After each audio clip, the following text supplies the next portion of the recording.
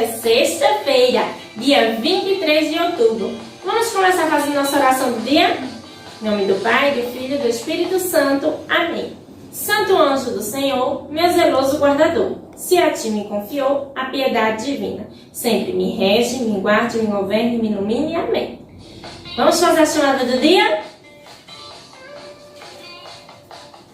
Maria Vitória, Rita de Cássia, Karina Venâncio, Maria Eduarda Guimarães, Maria Eduarda Belo, Davi Guilherme, Paulo Henrique, José Samuel, o Alisson Miguel, Everton Santos, José Davi, Micael Manuel e Luiz Rafael.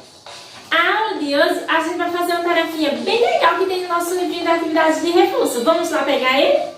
A tarefinha diz: apenas a criança que está fora da roda canta.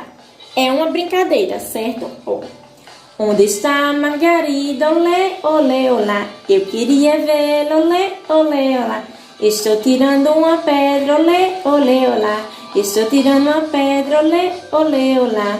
Apareceu a Margarida, olé, olé, olá. Nossa, que legal. Embaixo tem outras canções, ó. E outras crianças, ó. Todas as outras crianças em rodas vão cantar.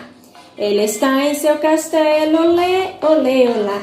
Ele está em seu castelo, olé, seus cavaleiros. Mas o muro é muito alto, olé, seus cavaleiros. Uma pedra não faz falta, olé, seus cavaleiros. Duas pedras não faz falta, olé, seus cavaleiros. Três pedras não fazem falta, olé, seus cavaleiros. Apareceu a Margarida, olé, seus cavaleiros.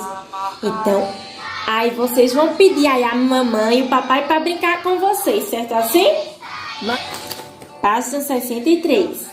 Diz assim, ó. Circule a resposta correta. Onde estava a Margarida? Ela estava no castelo, no jardim. A gente vai lá e vai circular. Quem escondia a Margarida?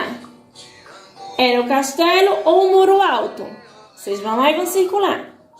O que a criança estava tirando? Ela estava tirando uma pedra ou um castelo? Vocês vão lá e vão circular, certo assim? Quando as pedras foram tiradas, quem apareceu?